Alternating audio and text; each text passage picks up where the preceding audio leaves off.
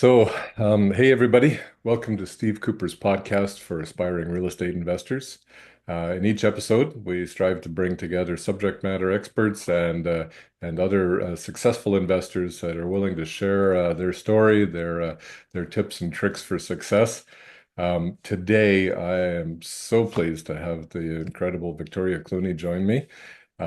She is definitely an industry subject matter expert. She's definitely a successful investor, and she has a lot that she's going to share with us about her story, and I'm looking forward to that. But before we go there, please hit that subscribe button. Make sure you like this video and share it with your friends. I'd love to hear your feedback. Now, let's talk a little bit about Victoria. So, the little bit I know, and I don't want to trip over words here, but she's got over 20 years experience in real estate investing, a 23-year veteran, I believe, in the military.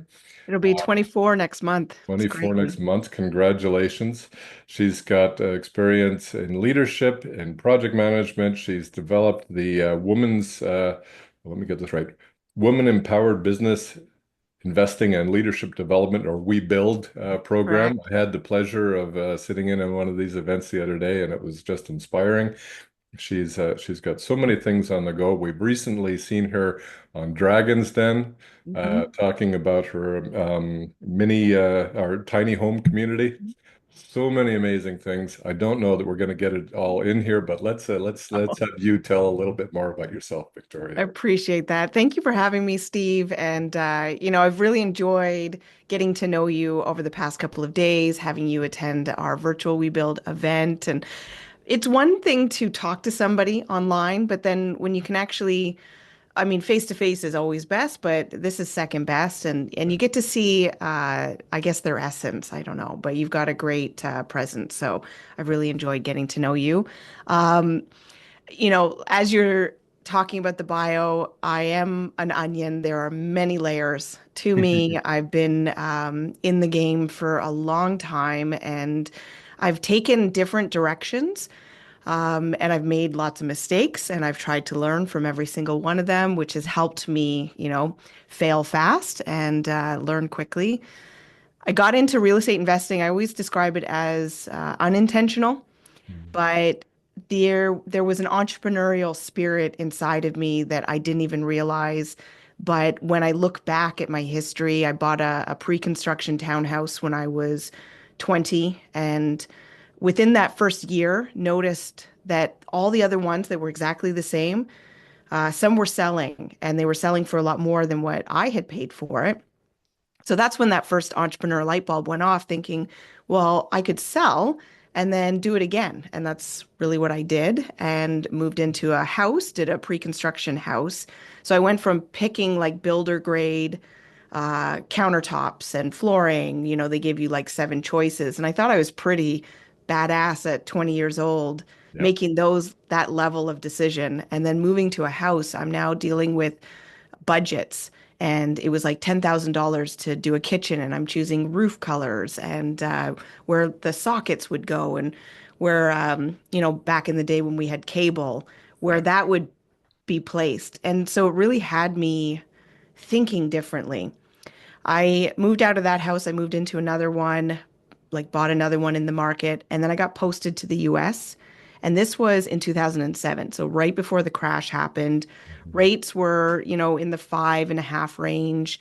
I wasn't able to sell quickly. I had just bought it. And, with the military lifestyle, you never know when you're going to get posted. You don't have that control. So I would have lost a lot of money, which then forced me into becoming a landlord.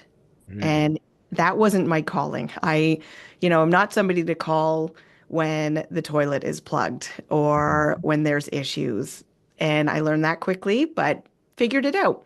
Managed it from afar, had my friends, again in our 20s. And I still have emails from my, Hotmail account of Mhm. friends giving me updates on the property.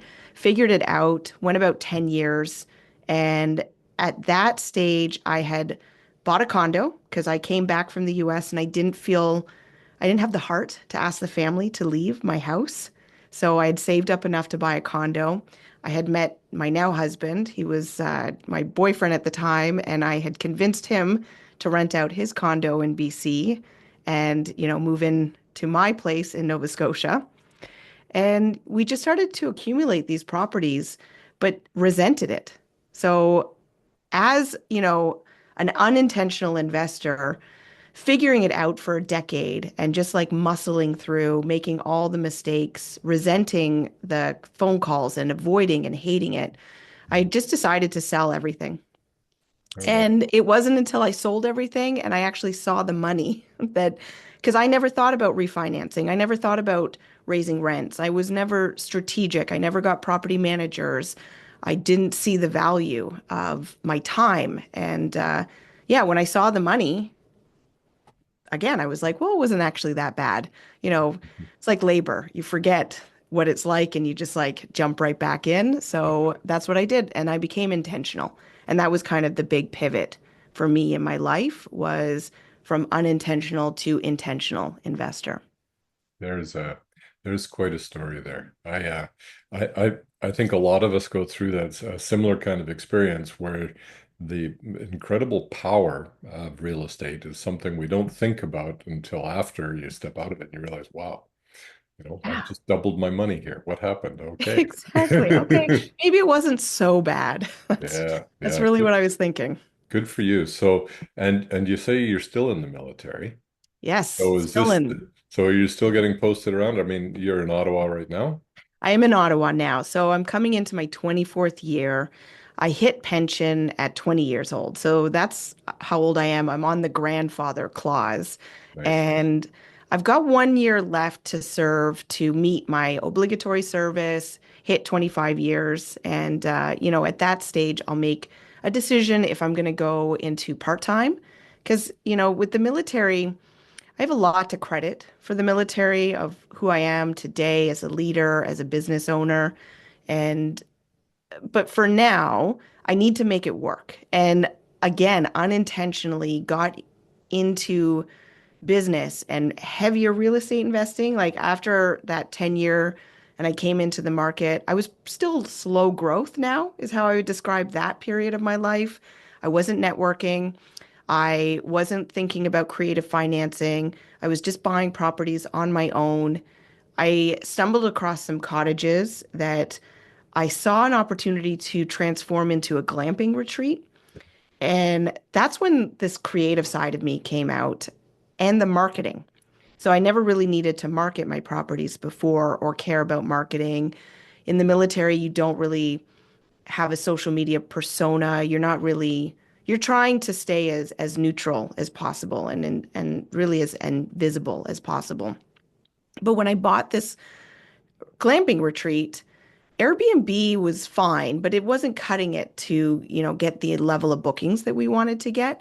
So I Mhm. created an Instagram account and it was nameless, faceless. So there was nothing about Victoria on this account. It was called Bunkies on the Lake. And what I realized in that moment was actually how much I enjoyed it. I enjoyed connecting with potential guests. I enjoyed showcasing the property. I enjoyed the marketing side of things, drawing attention to it, picking the music, the copy, all that stuff. And also, what happened was we were getting attention. All of a sudden, bookings were coming in. We actually got contacted by the news. So Global wanted to do a whole segment on us. Photographers wanted to come out and take pictures. And again, military, timing says, okay, you're up, you're moving. And so we were posted to Ottawa. And I decided to sell the bunkies because, again, at the time, I wasn't thinking about managing it from afar. Like it's a really hard property to manage at a distance. You have to be very careful. I didn't want to have parties at this property. It was a family lake. And so the best thing for us was to sell it, which we did. Made again, nice money and invested in our backyard, actually put that into our pool. So now we have, the bunkies on the lake is now every day in our backyard. There you go. But what it did was it introduced me to social media and how that can help my business grow. And to come from this military mindset where you shy away from social media and you don't look for attention to somebody who puts themselves out there every day, it was a huge transition. So I always understand when business owners or entrepreneurs feel uncomfortable sharing online because I was there. I was that person. It's very real. It's very real. For me, Very real. It's very. my experiences are all very new. I've stayed away from social media till 2 years ago. And It's have you made incredible connections since you've been online that you never would have made? it's exponential. Exponential. There's so many, and I've got people that reach out to me now from the other side of the country that we've never actually met each other, but all of a sudden, we've become fairly close friends. It's quite incredible. It really is. Exactly. And that, when you can make that connection, and I call it a reframe, I have a master's in organizational psychology, so I'm always looking at like the mindset and how people are thinking. And we can just tweak the way that you think and we can reframe it Mhm. to entice you. And so my experience on social media compared to somebody else who has a bad relationship with social media is completely different.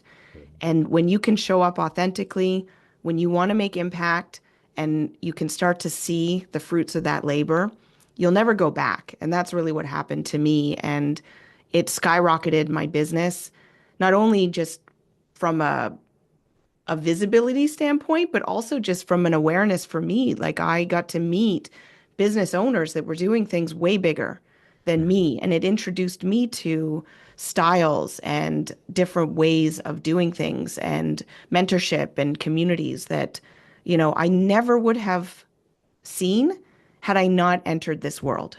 Yeah, amazing. So I'm assuming that your leadership and coaching and mentoring skills are somehow leveraged out of your military experience. Yeah, I think it's a reasonable guess. it's a good guess. It's a good guess. Maybe you can tell me a bit more about this. Yeah, we call them transferable skills. And it's part of the program that I teach entrepreneurs to draw from their life experience. If they worked in corporate, if they worked anywhere, if they played sports, athletes are a great example of people who are able to be quite successful as entrepreneurs because they develop the habits early on for the discipline, accepting failures, understanding to like reframe those thoughts and keep showing up, keep getting up when you get knocked down, working as a team, being coachable, all of those things that make an incredible entrepreneur. Military is one of it. And as a senior officer, so like within 24 years, I've been able to not only go through the ranks as a non-commissioned member, so it's a completely different environment between a non-commissioned member and an officer. Mhm. And I commissioned halfway through my career. I went and I got my master's, well, I got my undergrad in psychology and an HR certificate in human resources, well, HR. Congratulations. Thank you. I mean, they're Yeah. very strong skills to have both inside the forces and outside.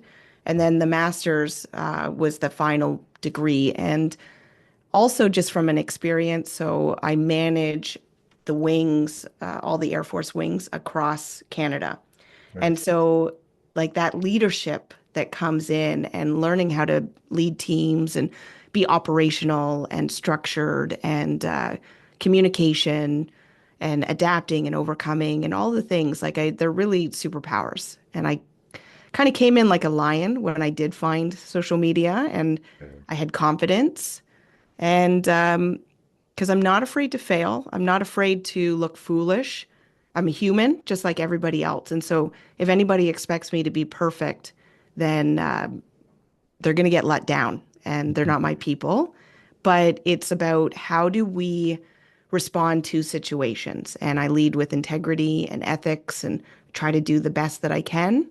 Sometimes I make mistakes. And so if you can just be a human, authentic, Mhm. show up. There we go. There we go. I love it. We probably work with the same people. I'll tell you more about that I would later. love to hear that. Yeah, absolutely. Absolutely. And I'll also say another benefit, some people might think that it's a deterrent or it holds me back having a full-time job and a high profile position, a very heavy job that I do. It's not light. However, what it has done, it's forced me to put systems and processes in place because I don't have the time. Because between 8 to 4, I am on the military clock. And that's why it was difficult to even plan this podcast. And we have to do Good Friday at 5 o'clock because I just can't compromise that time. What I've done is I have an executive assistant who manages all of my emails between that time. I have business partners that are the boots on the ground. Anything that's needed from me is either at lunchtime, 5 in the morning, or, 4 o'clock onward, and weekends. You speak And my yeah, life. it's a phase. This is not a tempo that I would recommend to keep Yeah, forever, but I understand that I'm building the plane and the runway at the same time. And then when I am ready to move into that next phase of my life, I'm going to be very well set up. you are indeed. Amazing. Well, we lead a very similar life or a very similar schedule at anyhow, but thank you very much for taking the time on Good Friday to join me. I think appreciate it. I'm happy too because I love it and my family is so supportive and we build the time in. Like I had great family time today. My husband's getting ready to build a fire for us. So after the podcast, and my son just came home from a day at the museum, and then we'll have more family time in the evening. And so when you do what you love, it doesn't feel like work. And I do love this genuinely. Well, excellent news. Go glamping by the pool. Yeah, I know. It's a little bit bougier than what our glamping retreat was, but that's more my style now, anyways. Nice, nice. Hey, so that must have been quite an experience getting on Dragon's Den. Like the most terrifying experience of my life, but also just the most incredible. It's actually this time last year that I would have been Yeah. gearing up to pitch. So I'm having these flashes and memories of what that felt like, the unknown and the uncertainty and Mm, all of the things that go on through your head and then the pressure and the stress. And yeah, I'm glad to be on this side of it, I but bet. I'm really, really happy to have had the experience. I was just so pumped when I saw you. It was great. Thank you. Thank you. Yeah, it's and I guess you kind of become part of their family, which is really cool. And obviously, we did get a deal with Arlene Dickinson and she's incredible. And yeah, there's just a lot that I'm looking forward to. Yeah, so cool, so cool. And let's talk now about you've got a hotel? Is it a motel? I do. It's a motel. It's we call it boutique motel, so it differentiates from something like a Super 8. It's been beautified, but it used to be a pretty like rundown beach motel, and I purchased it with she used to be my property manager for the glamping retreat, Mhm. and that's how we made that connection. But it was during a time when it was, the end of COVID. All of a sudden, like landlords were being villainized. Um, Yep. it was a feeding frenzy, buying multi-family residentials, all of that. And the government was putting in a lot of policies that was handcuffing us to not having that control That's right. with our properties. And I'm somebody who likes to have control where I can. And yeah, and I didn't like the narrative that was happening as well. And I also didn't like how some of the real estate organizations were, finding the loopholes and promoting those. And it was just a conflict for me for values. And so I took a step back and decided that I wanted to go into something that was more conducive, that lit me up again. And I remembered my experience with my glamping retreat and how fun that was. And when you make that decision and you're open, then the motel just kind of fell in my lap. My now business partner messaged me. She knew what I was doing and said that this was a pocket listing coming up on the market because she's there. She lives about 10 minutes away and asked if I'd be interested taking a look. And so they brought me FaceTime because I'm in Ottawa and the motel is in Nova Scotia. Yeah. And immediately, yes, I already knew the area. The price was about, I think they were asking 850, and we ended up getting it for 835,000. And or was it 825 and we paid 835? We paid 835 and it was around that price range. But yeah, it was an immediate yes. Location was fantastic. Perfect. And so that's been running now 3 seasons, I guess, eh? This is our third season. Yeah. We recently refinanced it. So we brought investors on. People love hearing about like how we did this. And Mhm. basically, we put the motel under contract, went through the due diligence. It was a share sale. And so we purchased the corporation of the motel. And Right. that's a different process for due diligence. You need to now think about legal side, making sure that, nobody over the past 2 years wanted to sue or that there was no issues contracts wise. Same with the financial. So my lawyer had to do some due diligence. My accountant had to do due diligence.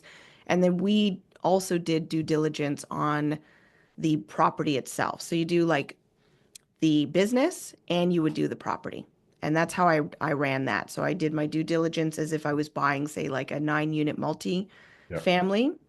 And then once that felt good, so environmental, appraisal, make sure the financing, good to go, inspection, then I moved it over to the business due diligence. Mm. And so it was a bit of a process, but yeah, it worked out. We closed on it. I brought investors on and we had investors. It was supposed to be for 3 years they signed on for.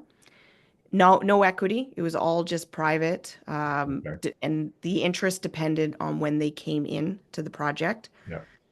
And then we ended up refinancing within 2.5 years. Some investors we were able to pay off cash, like the motel does very well. The Hey. passive versus active income, like sometimes investors just don't understand how good business side is. It is work. I'm not even going to sugarcoat the work that has to go into it. Yeah. However, active income versus passive income, much better tax rates, Hmm. much better control. We can raise our prices at any time. When the government changed their Airbnb or the bylaws changed for the cities, Yeah. they don't touch our motels. It actually helped our motel because now all these Airbnbs are getting shut down and it just increases bookings for us. Your bookings go up, your ability to increase rates is right there, right? You've got to do That's it. right, commercial. And yeah, so we were able to refinance the motel in 2.5 years. We doubled the value, so it went from 835,000 to over 1.7 million. Amazing. Amazing. Paid off all investors, and now we own it. My partner and I with a mortgage. It's just great. Absolutely stellar. I love it. Yeah, it was a fun project, bullish the way that like there's lots of things. It worked out very well for us, but you always learn, right? I'm always thinking about, okay, how am I going to do the next one and what would I do and what safety nets do I put in and Yeah, yeah. exits and all of that. Such a cool story. I want to know more about this later. We'll have to talk some. Yeah. Yeah. No, we talk a lot about it and it does very well on TikTok. Like I just ramped up posting on there. And we have two back-to-back videos now at like 60,000 and 20,000, and they're still growing. And then I push them over to Instagram, and then our Instagram account increases. And we use automations now for marketing so that we're able to capture emails and continue with our newsletters. And it just like runs, people just really love it. And they love the story behind it, right? So if your listeners are listening. I'm For your thinking they are. listeners, I hope they are. For your listeners, when you attach a story behind a business or a venture or whatever you're doing or a brand that you're trying to build, people can really get invested in that and buy in. This is it. This is it. You're the magician to marketing. I need to learn. Yeah, I love talking about it and I love helping people find like their sweet spot, we call it. So like I say there's a difference between being boring and neutral and showing up and saying all the things that you think everybody wants you to say. And then there's like batshit crazy, if I can say that. You I didn't can. ask, You but can. bleep out what you need to. You want to find that sweet spot in Yeah. between. You have opinions, you have a voice, you have a personality. So be that personality and be authentic. So many people just show up, the camera goes on, and then they fall neutral and flat. And it's not to be exaggerated either. That bugs me when I see people showing up and they're, overly exaggerating their personality in order to try to get eyes and views. But it's finding that sweet spot. And what I tell a lot of the entrepreneurs inside our program, Build Pro, is be the best version of yourself. So if you don't feel confident in who you are, then address that. Like, are you disciplined? Are you happy with yourself, your relationships, your health? When you can change those factors, when you can actually pay attention to that, you do carry yourself differently. Confidence is built by the doing and taking action. It's not just by like mantras and reading something. It's by being a genuine person. It's so true, right? That confidence comes with action. You can read and Absolutely. read and read and study and listen, but if you're not taking action, that confidence won't be there. It It's won't. It absolute truth. won't. And it doesn't mean you have to be perfect, like we talked about. And in fact, you actually learn more when you fall down That's also true. and be okay with it Yeah. because, people will forget quickly. And if they do hold, I don't know, like I'm in this space where I just stopped caring because there's enough people that value authenticity and genuine connection that the ones that expect that level of perfection, they're not my people. And that's okay too. Okay. Yeah. No, absolutely. Absolutely. Victoria, you're very process driven. One of the things I like, myself, I love process. If you want to improve something, you need to know the process you're starting with in Yes. order to be able to see it grow and be able to measure that growth. How did that come to you? I mean, the military's obviously got SOPs. You got a lot of Yeah. structure, but building structure in your own business is once again a lot of okay, I can reuse this or not. But how did you come to actually hone this in and take it to where it is now? So it was the first part, obviously the military. So we live by structure. Everything is structured, SOPs, and even when my one of my first jobs was McDonald's, which is also incredibly Also structure. structured. So you move from that into the military, you just can't help but ooze structure. And even I have a puppy right now and I'm training him and it's structure, but it's paying off and we can see the fruits of that labor. But I would say more than anything, I'm forced because my time is so limited that I can't repeat something. I can't reinvent the wheel over and over again. And so just by the nature of my lack of time that I need to find the most expedited way to get something done. And I delegate. So I have quite a few people on my team and I need to make sure that they know exactly what to do repeatedly. And Mm, that's how we manage it because we have SOPs for everything and they're living documents. And so if anything doesn't go the way that I wanted it to go, then we update the SOP. So first we're checking to make sure that they followed it first and foremost. yeah, And if they didn't, well, then that's a different conversation. And if they did follow it, well, then we need to update it to make sure that it is more aligned with wherever we're at yeah. within the business. And so I'm very lucky that my husband is also military, Uh, also very structured. So he's quite a big support in the back end, the ops side of the business. Wasn't always that way, but he's come around. He's seen what the business can be. He was close protection in the military, so he didn't really identify with being like an operator inside a business, but now, you kind of just lean on your strengths and it's really paid off. And what we've seen is that we can help and support other entrepreneurs in this because it's such an area that many struggle with. And I think I also was very surprised coming from such a structured environment and then coming into real estate space or entrepreneur space and being on boards of different organizations and seeing the back end of other organizations and how they're running. It was eye-opening. I call it the Wild West, really, and it's helped set us apart for sure. there you go. Well, I think that turns it into something that's quite professional. a Yeah. well-oiled business.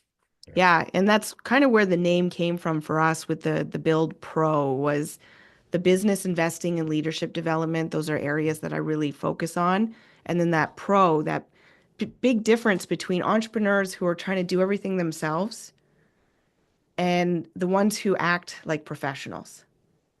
And the professionals are investing in themselves. And I should also credit like mentorship, also paying myself, investing in my mentorship as an entrepreneur and a business owner, because I've learned ways to do online marketing. Like I'm doing online marketing very different than what I was doing when I had the bunkies Yeah.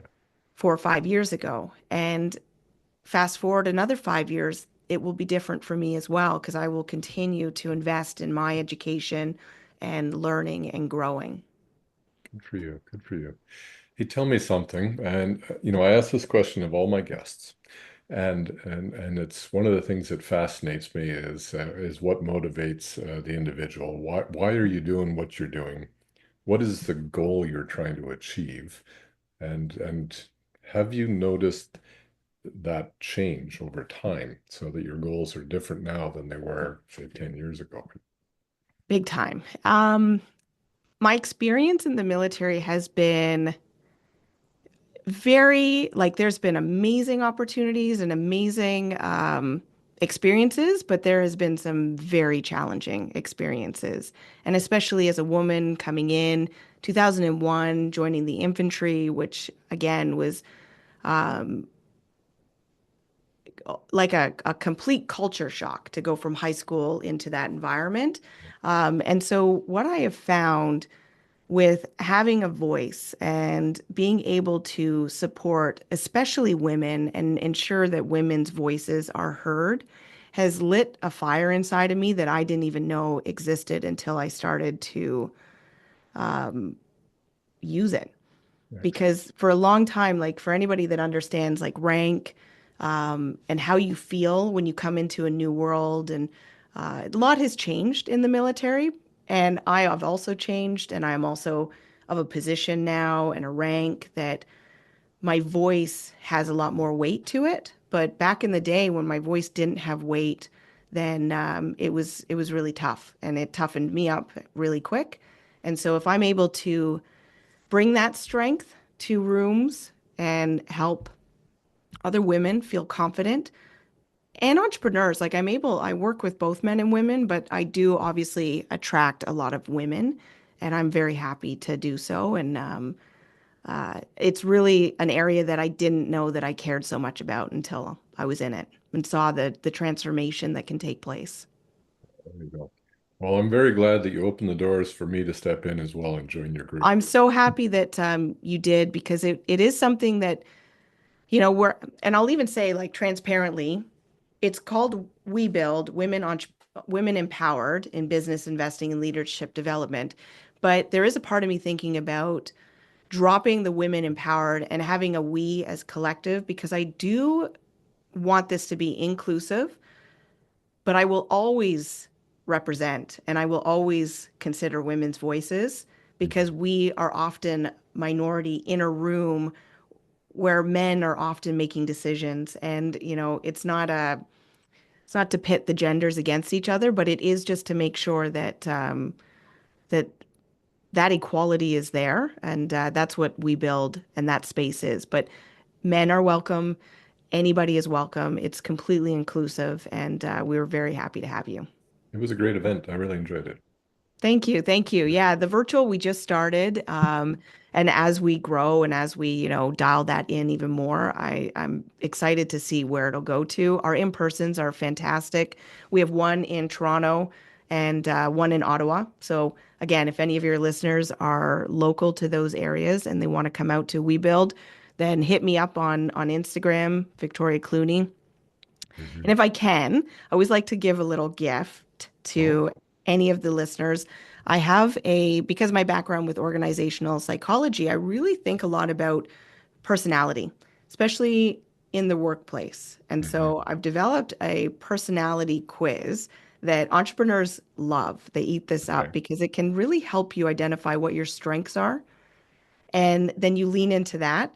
And it will also help identify where your area of needs improvement are that you can find the resources for. And so when you have that self-awareness, Yeah. you're able to show up more confidently and you're able to move in a direction. So your podcast is called Steve Cooper.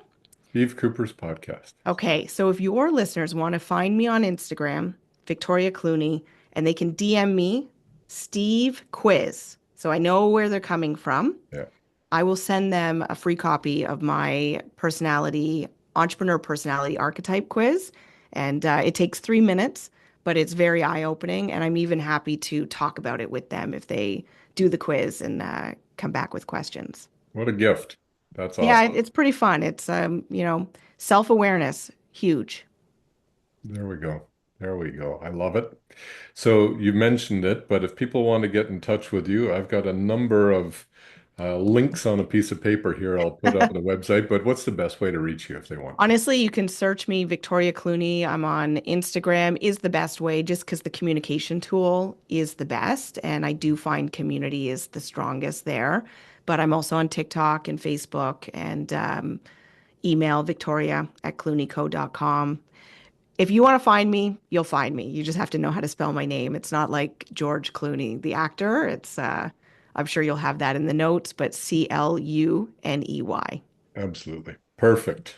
Well, I Thank you, tell you Steve. what, I have had the greatest afternoon. Thank you so much for joining me. Likewise. I appreciate you having Real me. pleasure. Thank And you. we'll um, hopefully get to hear more about you in the near future. No doubt. Okay, thank you.